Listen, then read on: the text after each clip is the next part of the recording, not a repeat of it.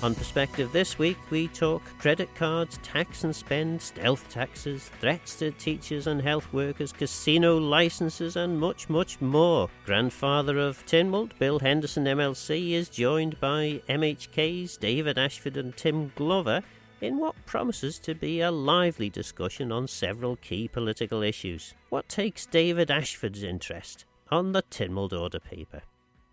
Well, the main thing that I'm interested in is obviously my own motion that I've got down in relation to the COVID loans that went out to businesses, and the fact that some of those businesses are now finding it a struggle to meet the obligations with rising interest rates, and the fact that, of course, when COVID was over, we thought things were going to start getting back to normal. It hasn't. We've ended up in a cost of living crisis, and we need to be giving some support to those businesses to potentially allow them to spread the debt over a longer period of time.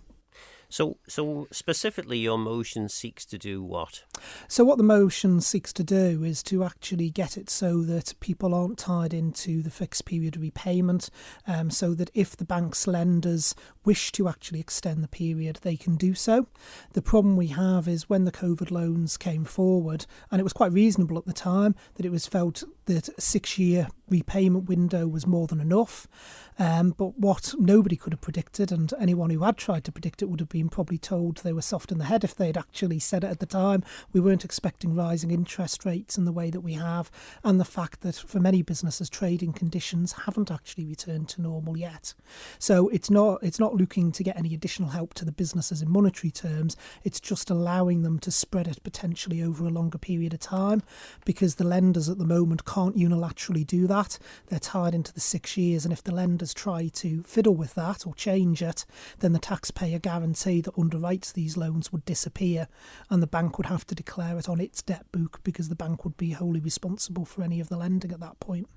Bill Henderson then, Treasury got loads of money sloshing about. It can afford to wait to have these loans repaid?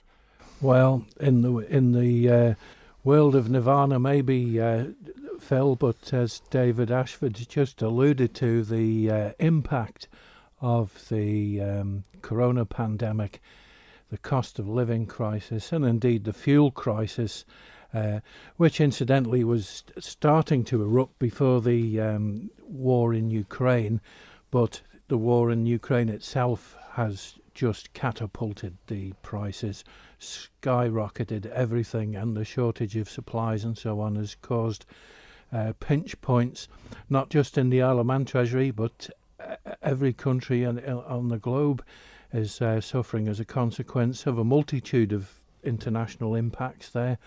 And we're sadly not immune to it either, and we've tried our utmost best in this regard. We've supported business through the pandemic as best we can, and certainly Mr. Ashford, as far as I'm concerned, makes some excellent points in what he's trying to achieve here.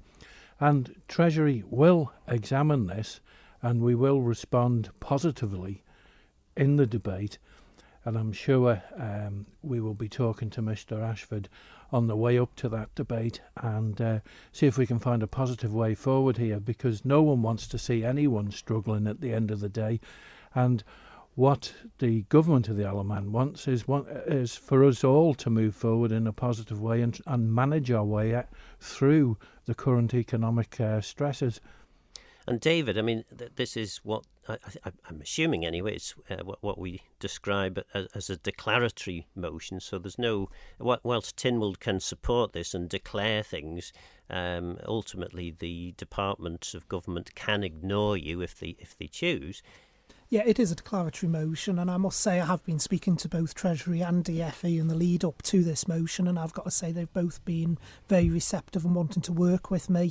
Even although many motions are declaratory, I think if Tynwald gets behind something, it would be a very brave department and minister that then decides they're just going to ignore that, because I think that just brews up trouble for the future. I think one of the important things, though, to point on this is when we talked about, and you mentioned there about government money sloshing around, Phil, none of these loans have come from government. While government has facilitated and set the schemes up, the actual money is from the banks themselves. We've acted as a guarantor. Yeah.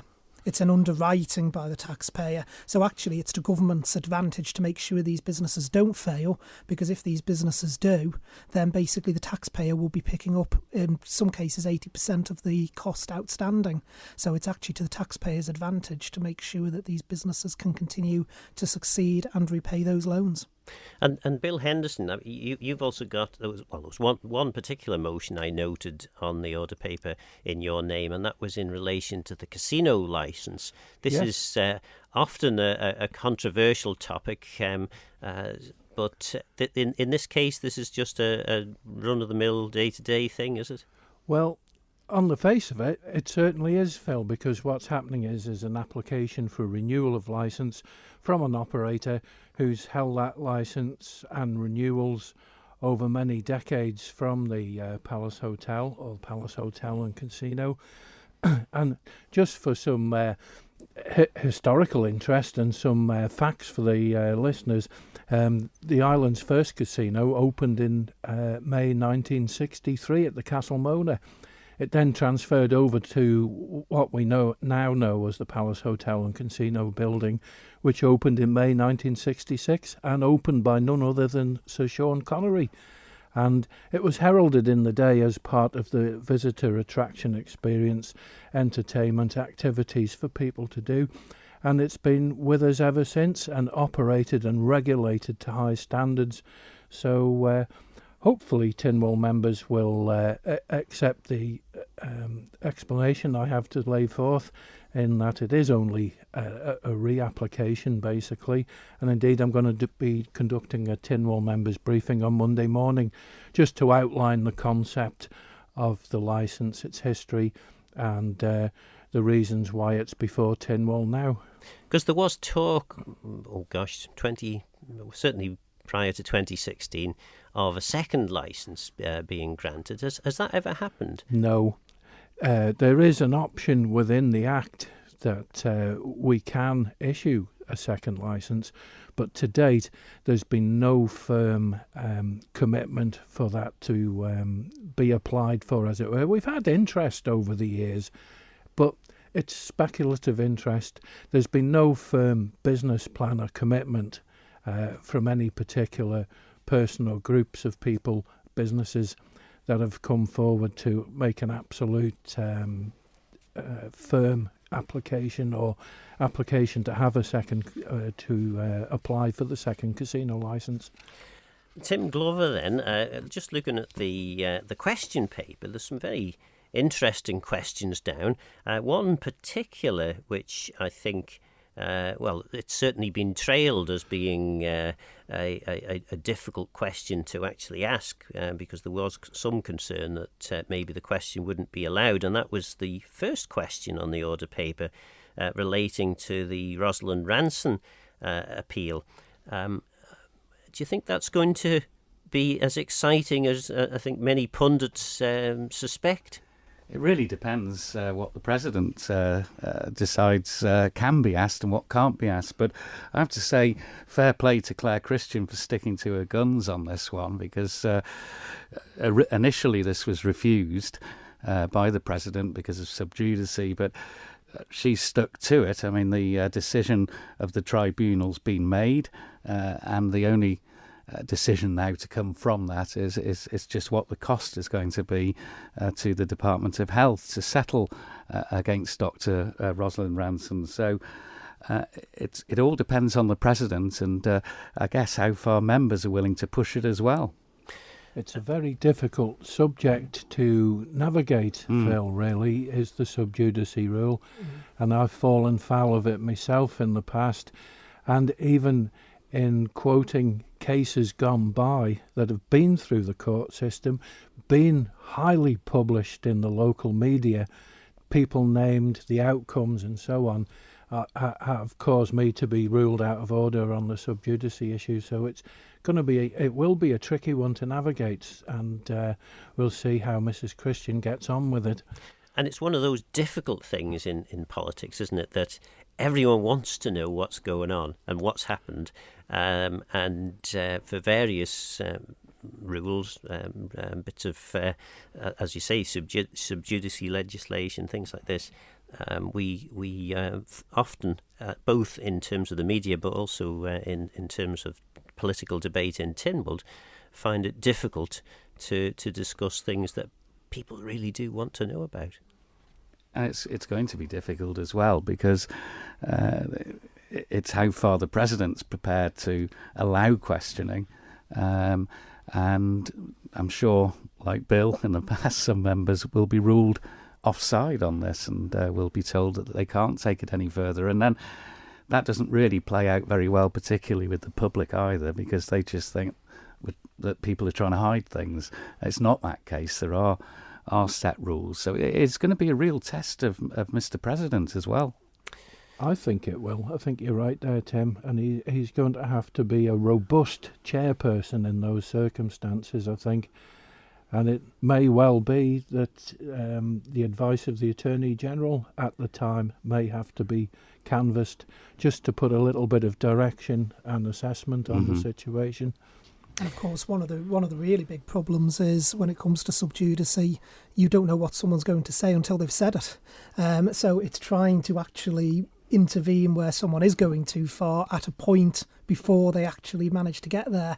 So unfortunately for the president, it's a bit of a second-guessing game as well, by picking up pretty quickly as to where someone's going or likely to be going and being able to pull it back. But it's certainly not an easy thing for the president or for Tynwald to deal with. There'll be a lot of steam coming out of the president's wig then. But at least it's the first item on the order paper. It's the first item on the question paper as well. So hopefully he'll be fresh and raring to go with that one. Any other questions? I mean, obviously, Tim and David, you've both got questions down on the order paper.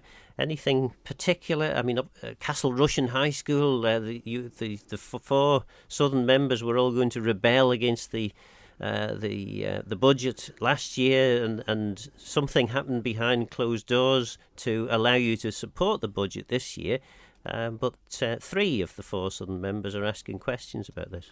Yeah, come the budget time, we, as the four Southern members, did have a meeting with the Education Minister and indeed the Treasury Minister, and were shown a very detailed, it's not like conceptual drawings anymore, but a really detailed proposition for the way Castle Rushen High School and the new pool were going to go. But we're not by any means not going to keep the pressure on about Castle Rushen High School. It's a really big issue in the south of the island and long overdue, I might add as well. And the only thing here is we hadn't all talked to each other, because three of the four members in the south have put slight variations, but the same question forward about what is the time frame, where are we moving to next with this particular item. The same's happened as well, and David and myself are two of the four people that have asked questions about the Barclaycard issue that just happened recently. So I think in those cases, and we've certainly done it with Castle Rushen, and we have again with the Barclaycard issue, it's best to have those questions grouped.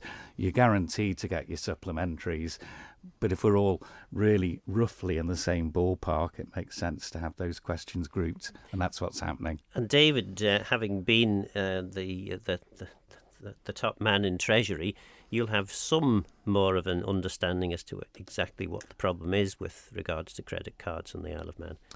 With credit cards, one of the big issues is that seems to have come from the days where the banks have been ring-fenced. So there was the ring-fencing that was brought in after the financial crash of 2008 for onshore and offshore. But where my question's going is we never seem to get an actual answer from the providers. What is the biggest issue? Because there's been all sorts of issues quoted in the past around debt repayment and debt recovery. Is that an issue compared to, say, the UK? Is it down to purely the ring fencing and the fact that the entity within the banks that issues the credit card is in the onshore side of the ring fence, whereas obviously the customers here are in the offshore side of the ring fence? but we never seem to get an actual answer. And what I'm wanting to know from DFE basically is when they've been engaging with the providers, what have the providers actually been coming back and saying is the problem? Yeah. Because it is now reaching crisis point. If you're already a credit card holder, then generally you've been able to retain your credit cards because a lot of places have just closed to new customers. But if we're going to try and attract people into the island and get more residents, there are people who will want to travel, who therefore these days, if you are travelling internationally, people want credit cards, not debit cards, to be laid down. It's going to become more and more of a challenge, and we have to make sure that we've got the appropriate servicing on Ireland, even if it means working with local companies. I know from when I was Treasury Minister, I spoke to several local firms who were keen to try and get their own credit cards up and running for the Manx population. So it'll be interesting to see if DFE is engaged with any of those firms and where that's up to, because it's been nearly a year now since I left Treasury. So I would have hoped that something would have moved on. Tim? As David's aware, I even brought a motion to Tynwald. I was that concerned about this issue. And I think you said it was a surprisingly strongly worded motion, and it did get, with consultation with Treasury and with Enterprise, turned round and amended somewhat. But nevertheless, that concern is still there now. And somebody must have asked for those emails to go out at that particular time. So what was the rationale? What was the thinking that was going on there? And also, how does this affect new customers? Are they still now going to have to provide a UK residence before they're accepted if they've moved to the island, or indeed are island residents now? So they may have rode back a little bit on that email, obviously, and said it's a mistake. Why was it issued in the first place? But also, I believe new customers still will not be able to, if they live on the Isle of Man and don't have a UK residence, be able to get a Barclaycard.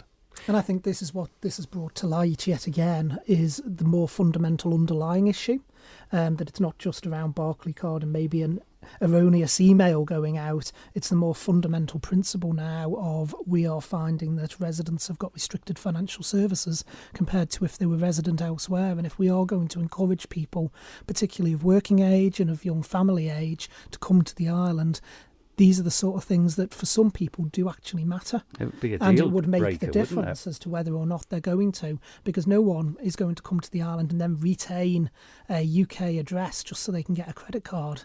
That's just not going to happen. Bill, I mean, surely this is something Treasury should have been all over. Do you think that next week is going to provide the answers that the members are looking for? Well, they're obviously quizzing the Department of Enterprise on this particular matter. We haven't got a question aimed at us in particular, but nonetheless, Treasury, as a government department, are acutely aware of this situation and have been making its own line of inquiries and indeed closely liaising with the Department of Enterprise. Not to deflect the matter, but half the problem is, of course, we're talking about private enterprise here who have not got legal links, if I can call it that, into Isle of Man government. So it makes it that little more difficult then, where you have to go and generate dialogue and try and find out the information that you need. And indeed, as Mr. Ashford and Tim Glover are saying, it would be highly useful to find out what is in the background of all this in the first instance. But I'm well aware that Treasury are watching this situation and have been in ongoing dialogue with the likes of the Department of Enterprise on it. It's not something that's off the radar, far from it. And Mr. Ashford also makes the excellent point there in the background. If we're going to meet the commitments of the island plan and attract people here, we've got to be viable and competitive with other jurisdictions as well. I think it goes a little bit further as well, because Treasury, I know, has been reluctant to intervene in what it deems obviously the private sector. But this all links back to what David was saying about debt recovery, and that's why I think the questions we've been asking of late about the role of coroners and the review Treasury is undertaking now on the coroners issue, it all links together. And what would it be, 10, 15, maybe more years ago, the Isle of Man spent a lot of money, got itself rebranded and said, our aspiration is to become an island where freedom to flourish is the strapline.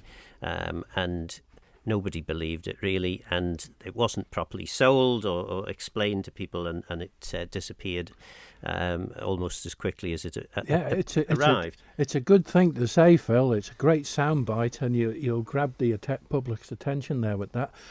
And it's true, they did, but unfortunately, the world has changed since those days, and yet changed dramatically with the economic climate, or landslide of the economic climate, which is one of the fundamental reasons that's causing what we're experiencing and what David and Tim are trying to articulate now, unfortunately. However, Chief Minister is nailing his colours to the mast in a similar way to the Freedom to Flourish project was. It's a bold vision, it's a clear vision. We know, anyone who doesn't know obviously hasn't read the copious documents and listened to the Chief Minister's explanations.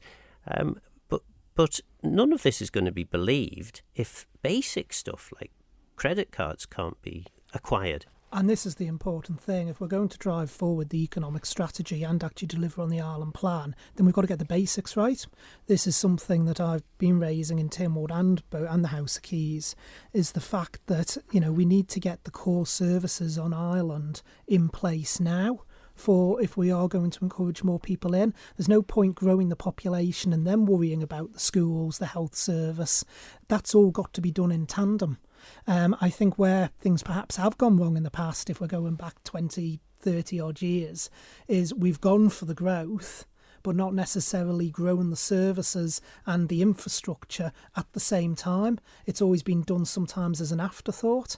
And I think that is where the problem's going to be, because we do have, which we've seen from written answers I've put in about school sizes and whether or not you've got enough, whether some schools are oversubscribed or undersubscribed. If you look at those figures, there's some schools that are massively undersubscribed, but there's others that are creaking at the seams. I used to be a governor at Ballacameen, and I know fully well that for many, many years, Ballacameen has had more pupils on site than it really should have.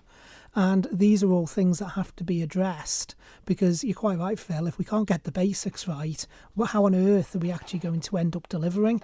So it's all great having bold visions, and bold visions are important to have something to aim at, but it's the plans that sit behind that actually deliver that bold vision. Otherwise, we'll be doing what we've done with many projects in the past, where in 10 years' time, we'll have a fancy document that looks very nice, but we'll all be scratching our heads wondering why nothing's actually happened.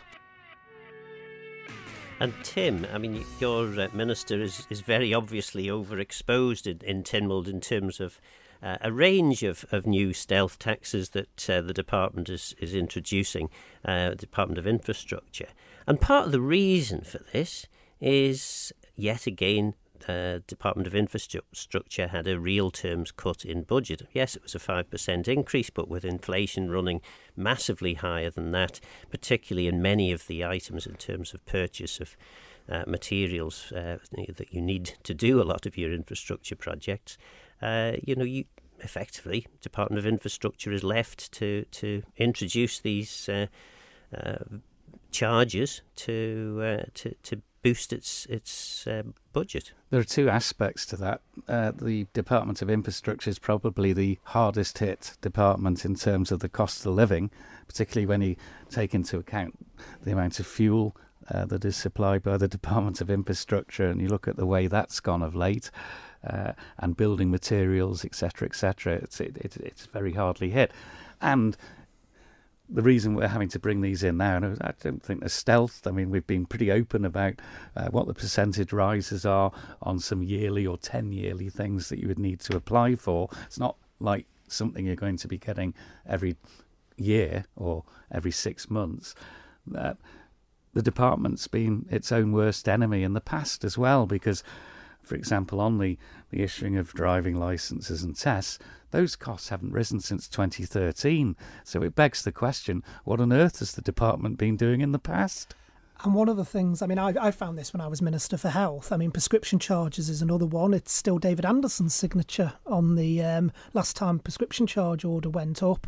And what happens is if you don't increase things incrementally, when you do come forward, it's an absolutely whacking amount. And everyone kicks off Public kickback, and then, of course, political kickback as well. I've always been of the firm belief that we do things wrong when we do secondary legislation like this with fees and charges.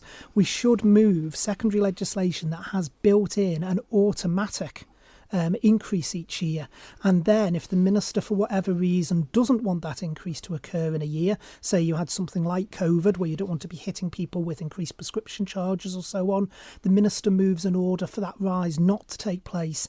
I think we've got the secondary legislation the wrong way round at the moment. It should be not the minister coming forward to increase it. It should be, or that should be automatic and linked to something in each of these different secondary pieces of legislation. It should be the minister coming forward with an order if you don't want to increase it. Is our tax and spend model fit for purpose in the century that we now live? Well, this is something I've been very clear on, which is in this administration and the life of this administration, we have to have a very honest, very frank and upfront discussion with the people of the island about the services that we deliver. Where, at what level do we want those services delivered? So, for instance, take health again. Do we want a platinum-plated health service? Do we want a gold-plated? Do we want it silver? Then be honest about how much that's going to cost, and then how that money is going to be raised.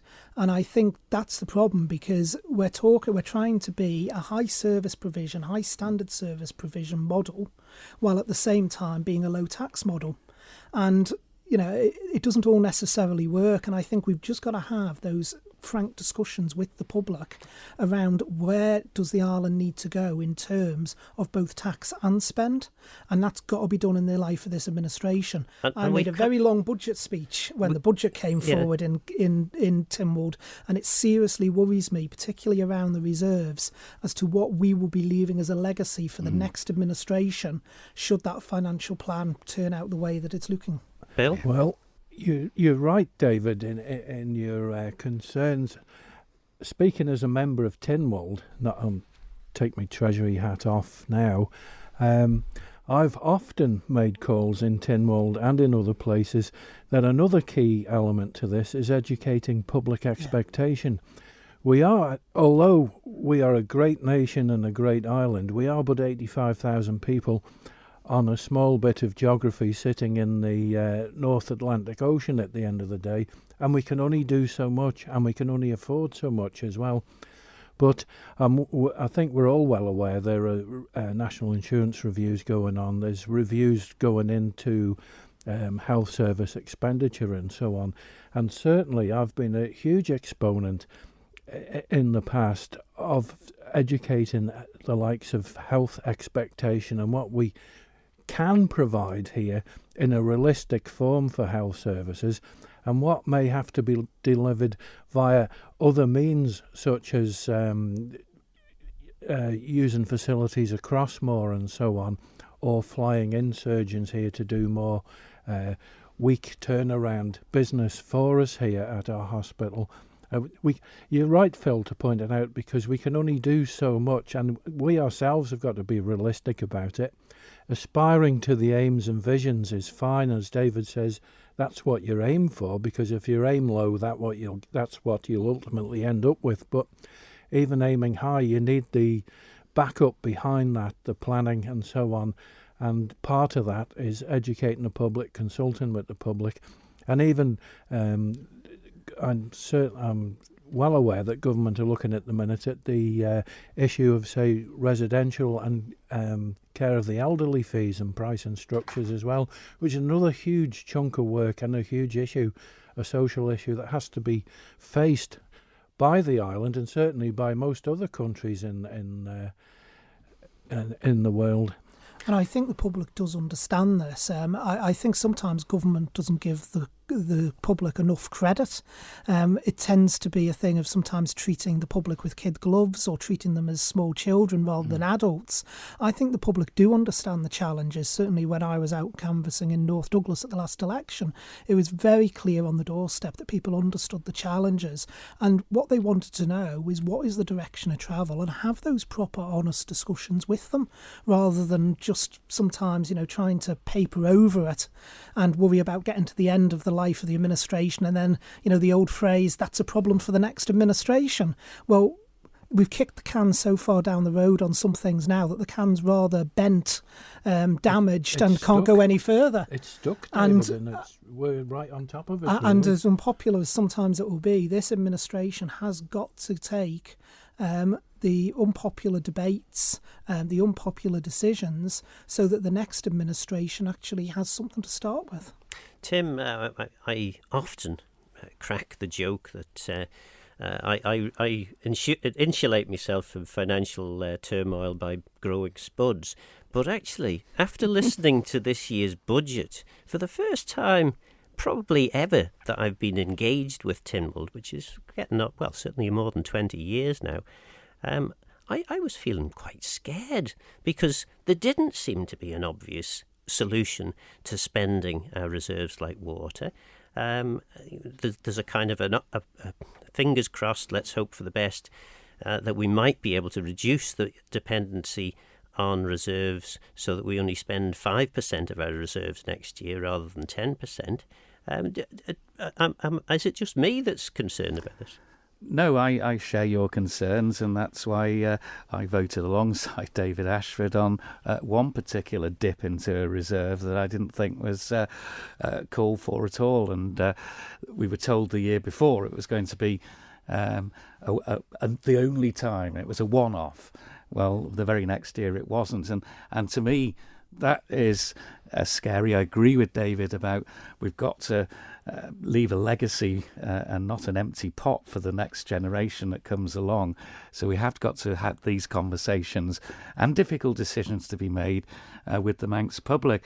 It was the fact that we need to deal with these issues, these very, very pressing issues that we've got currently, as well as aim higher for the Island Plan. I didn't see enough of what we were doing to address the current issues, which is why I voted against the Island Plan, because the pressing issues we've got now have got to be dealt with to provide that launch pad then for the longer term vision to take off. And that's the line I'll be continually bringing forward. Part of the reason I introduced the F word, the freedom to flourish word, was because the reason that failed was there was a credibility gap. Where the aspiration was, I don't think anyone could argue that it wasn't a good aspiration, that we could all change our ways so that we develop this freedom to flourish culture on the island. But the public and most of the civil service, for that matter, were so far distant from that vision that they weren't able to go along with it. And it does feel a little bit like that in relation to the economic strategy and our island plan, which it's full of bold ambition. It's down to measurables as well, and there's not enough measurable in that island plan for me to be able to say, well, we're moving along, we're getting things done.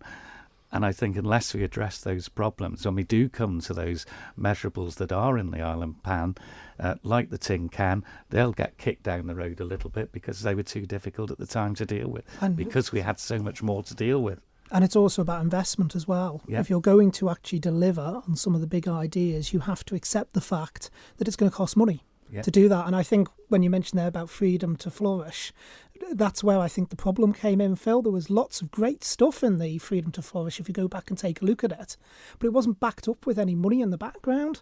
So, if you could have departments like infrastructure, for instance, being told you're going to be doing all these wonderful things under the island plan, under the economic strategy, but if the investment isn't there and they're struggling to do the day-to-day, then there's absolutely no way it's going to be delivered. I mean, this was one of the reasons why in health, Manx Care was created to deal with the day-to-day. So DHSC could focus on the vision and campaign to get the money, because what was happening, certainly when I took over as Minister for Health, was the Department of Health and Social Care was chasing its own tail. It was so busy putting fires out left, right and centre in the day-to-day, it wasn't having time to focus on the bigger picture and how do we move the services on. It was just trying to keep the services going day-to-day, and I think that's what you've got to do as well. You have to recognise that things will need investment, and also you need to actually be adult enough to say there will be some things that will need investing in and they'll fail. And on the face of it, it may seem to be a waste of money, and no doubt there'll be public flack about it, but we have to be willing to try things and invest in them, knowing that there is a risk in some cases that they might not deliver. Bill, you're not convinced? As a Tynwald member, with my Tynwald hat on, yeah, I can see where Tim and David are coming from with their observations, and certainly they've been some of mine in the past as well. If I switch and put Treasury hat on and look at the inside and internal workings, and indeed consider the budget that was delivered this year, and think of the funds that have been put aside for development and investment and so on, I think there's a balance to this argument, and it's not all doom and gloom. The fact of the Isle of Man being positioned now after coming through the COVID pandemic, coming through and managing its way currently with the energy crisis and the cost of living crisis, and being able to sustain itself thus far and deliver the budget that we did in February this year, I think is an extraordinary achievement to the resilience of the place and the actual business and economy that is actually happening here. Yes, I agree that to make things really, really take off, it does need an investment. But the Chief Minister's on record and the Treasury Minister from the February budget about what investment has been put to one side to try and help boost things. And yes, we have to make savings and be careful in how we do things and be more aware of making cost savings where appropriate and so on. There's no question we have to do that, even down to the point of turning lights off and turning computers off at desks before we go home at night. All sorts of little initiatives and building up into the bigger initiatives going forward. But we still have to set ourselves a vision at the end of the day, and we still have to work towards that. And I think it's finding that balance, Phil. It's difficult, and there will always be problems and there will always be criticisms. But I think if you step back and take a helicopter view of just exactly what our current position is, and given all the stresses that have come our way over the past 10, 15 years, I think we've managed extremely well. And I agree with that. I agree as well, but you go and talk to people in Clackvane and Ballasella or Janet's Corner in Castletown or Station Park in Colby, they won't tell you that we're coming out of the cost of living crisis. Well, they are struggling. They're being wellied by this. So we have to, at the same time as build this platform and try and move the island economically further forward, we've got to have a social conscience as well. Absolutely, and certainly, as far as I can see, government's got a far bigger social conscience than it ever did when I was first elected, but and that's demonstrated through all the help and support that's been pushed out into the community, and folk who are socially disadvantaged, of course, and cost of living assistance, and even to the point of freezing the electric prices over the winter period and so on. So it is recognised. It's just, as I say, it's a extremely difficult balancing act at times, and certainly all the people I work with in Treasury, I can only speak that far, and I'm sure the council ministers are certainly seriously aware of people's struggles. David, I'm going to move on now. That you've got a question 9 down for the Health Minister. The Health Minister hosted, with his Liberal Vannon Party, interesting discussion on healthcare, and the issues surrounding this bill were brought up by one of the questioners, and the Minister said, well, it's not Tynwald has decided it's not a priority, therefore that's what we're stuck with. So that did appear to me as though the minister was effectively saying, all Tynwald's fault, nothing I can do. Presumably your question is to get perhaps a more considered answer from the minister. It is, because I'm not quite sure when Tynwald decided it wasn't a priority. The Healthcare Reform Bill is part of the healthcare transformation, because if we are going to deliver on some of the things that we must do, if we are going to end up with efficiency within the health service, a lot of that requires legislative change, and that's the purpose of the Healthcare Reform Bill. Now, there was already timetables within the transformation for that bill to come forward. It should have been shortly going out to public consultation and be being considered by council and ministers any time now. If you go to the most recent update, it's all in red. Now it's been pushed back and pushed back. So the reason I'm raising this is perhaps let's get it up the priority list. If the health minister himself feels he hasn't got the support in Tynwald to make it a priority, well, let's give him that support and get it up the priority list, because until we do some of that legislative change, we're not going to achieve the changes that need to come into our health and care system. The legislation for health and social care, much of it is out of date. It's all over the place. You've got the National Health Service Act of 2001, you've got the 2016 Act, you've got the NHS Act of 1948 still hanging around in parts. And it needs to all be consolidated. We're trying to run a system with varying different bits of legislation of varying ages. So if that is the minister's view, that Tynwald doesn't view it as a priority, then I'll happily give him the opportunity at question time to ramp it up that priority, to get it back in front of Tynwald members, for Tynwald members to say, actually, yes, this is a priority, let's push it forward. And Tim, you're concerned about threats to education staff? And health staff, we've heard from both ministers. So I just want to see, we've heard of death threats to some individuals, particularly towards teachers over the sex education issue.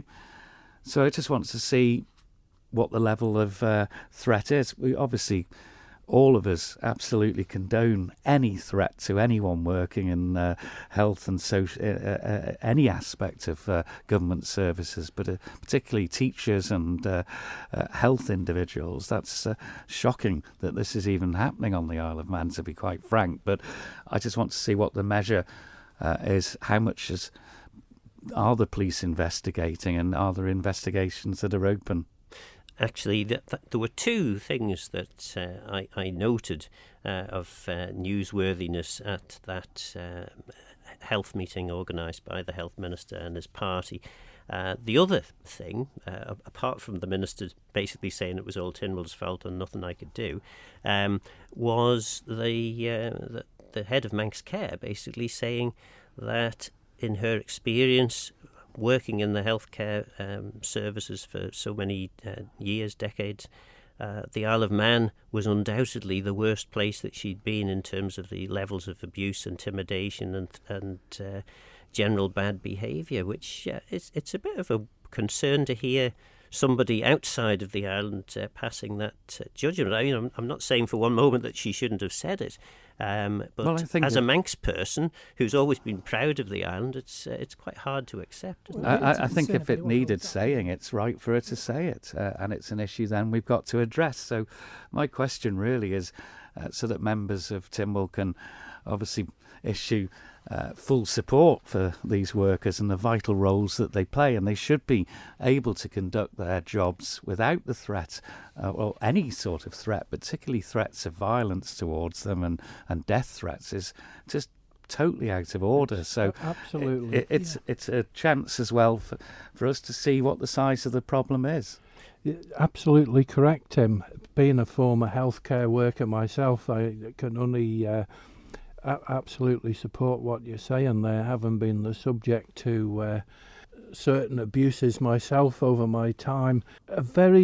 In some ways it's a very rewarding and enjoyable job, but in other ways, certainly the areas I worked in mental health, your actual employer expects you to just turn up on duty and take whatever is thrown at you. It's an expected part of your job description, and whatever person comes through the ward door, if I can put it like that, you don't know what to expect or what condition that person is in. Or indeed, I've even witnessed where the police have arrived at a ward in our mental health care facility and left somebody who had been arrested and driven off, and we're expected to deal with that person not knowing the first thing about them. So from that kind of point of view right up to somebody who turns up who has been or is concerned with alcohol or drug misuse, and they're completely out of control of themselves, and they certainly will then, or the potential's super high for them to become abusive and so on, and that's not tolerable either. And then if there's other forms of abuse going on or threats done surreptitiously through social media or otherwise, that tends to compound it even further. And I certainly think Health Department or Manx Care needs to re-energise how it approaches this and how staff are advised on how to handle it from a grassroots approach as well. Certainly in likes of A&E, the admission wards on the mental health areas as well, and take it from there, coordinated and certainly working in liaison with the police and so on. Yeah, nobody should be feeling in fear of their safety because of the job they do.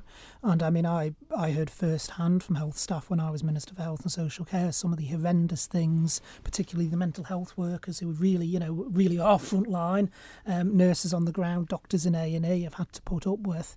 And I think, the problem is as well, it's very easy where someone's got an issue to take to social media, to make these comments, post it up, post it out, or track someone down to private message them. And I think we need to start embedding and saying culturally this is not acceptable. It's not acceptable to abuse someone for the job that they are doing. And I think, I don't think there's an easy answer to it or a quick fix, but I think it's driving that culture as well to say, look, no matter what the situation is, this is unacceptable and we won't tolerate it. Tim, do you think we've got worse as a society? I mean, we seem to live in this 360 approach to facts, that a fact can be one thing depending on which direction you look at it, and something else if you look at it from the other side. Do you think this is part of a problem? That maybe social media is encouraging people to believe that whatever they believe must be more important than someone's well-considered opinion. Yeah, I'd agree, and I agree totally with what David's saying, that we need to change that culture around. Unfortunately, we live with information overload these days, don't we? And social media as well there, and everybody is very quick to go on and say something disparaging rather than something that's of good nature. But everyone expects an answer immediately these days. That's half the problem. And answers sometimes have to be formulated and looked into, researched, and then delivered with some conviction. And going back to what Bill was saying, I think there is way too much pressure within the health service at the moment on the mental health side of things, and I'm really keen to see that pressure relieved there, and mental health be treated just as equally as physical health, which I still think it's the pale sister in that regard.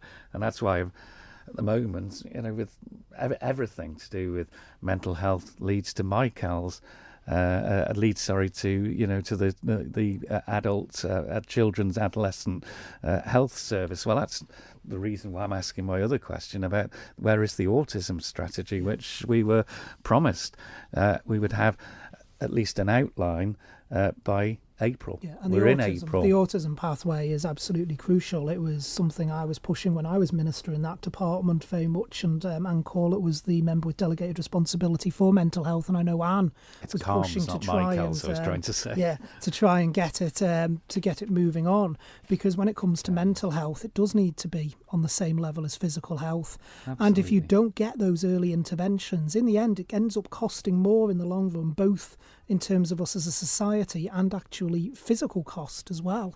It ends up costing Treasury more because we end up intervening later, and those interventions are normally for longer and actually more expensive. And more complicated. And more complicated to deliver the outcomes. That was Bill Henderson MLC and MHK's David Ashford and Tim Glover. Have they convinced you?